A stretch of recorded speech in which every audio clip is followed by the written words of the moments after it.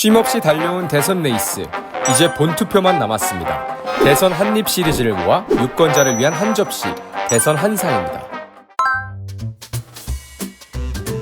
지난 목요일과 금요일 이틀간 사전투표가 진행됐습니다. 역대 두 번째로 높은 투표율을 기록했죠. 원래 사전투표는 주말 아닌가? 맞습니다. 보통은 금, 토 이틀간 진행됩니다. 하지만 이번 대선일이 화요일로 정해지면서 사전투표일이 목금으로 정해진 거죠.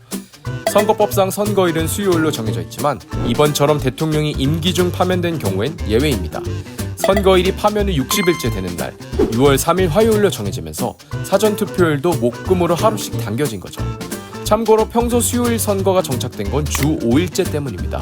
예전엔 목요일에 투표했는데 금요일 하루만 쉬면 4일 연휴가 생기니 사람들이 투표 대신 여행을 갈까봐 수요일로 옮긴 거죠. 이유가 꽤 현실적이죠? 여당은 1번이다라는 말, 사실이 아닙니다. 제1당이 1번, 2당이 2번, 원외 정당은 가나다수, 무소속 후보는 추첨으로 번호를 받죠. 흥미로운 점은 기호 3번이 비어있다는 것인데요. 조국 혁신당이 후보를 내지 않아 결번 처리됐기 때문입니다. 기호는 그냥 번호 같지만 그 선거의 판세와 세력 구도를 보여주는 힌트가 되기도 합니다.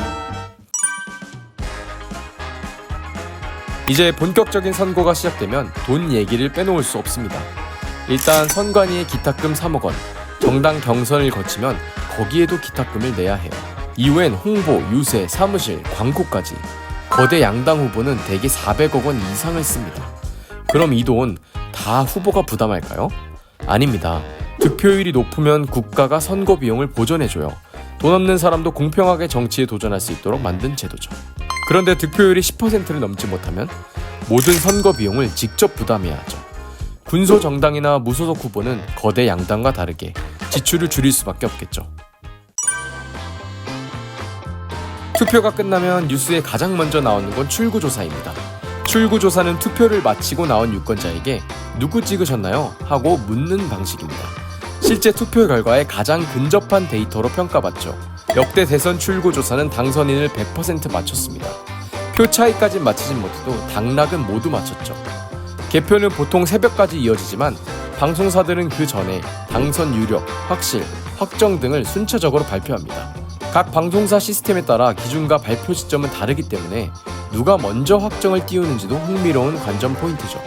지난 19대 대통령 선거 당시 MBC는 개표가 불과 0.3%가량 이뤄진 오후 9시 2분에 3사 중 가장 먼저 문 후보의 당선 유력을 발표했고 9시 36분에는 아예 확실 스티커를 붙였죠. SBS와 KBS도 오후 10시가 넘자 서로 경쟁하듯 유력과 확실을 발표합니다. 방송 3사 모두 개표율이 10%도 되지 않은 시점에 당선 확실을 발표한 거죠. 6월 3일 저녁 8시에 투표가 종료되면 개표가 시작됩니다. 참고로 지난 제20대 대통령 선거에서는 새벽 4시 40분경 윤석열 후보가 당선을 확정지었는데요. 이번 대선의 승부는 몇 시쯤 윤곽에 드러날까요? 선거일, 후보 기호, 출구 조사까지 당연해 보여도 제대로 몰랐던 이야기들을 대선 한상에 담았습니다. 투표하러 가는 길, 아는 만큼 더 재밌는 하루가 되길 바랍니다.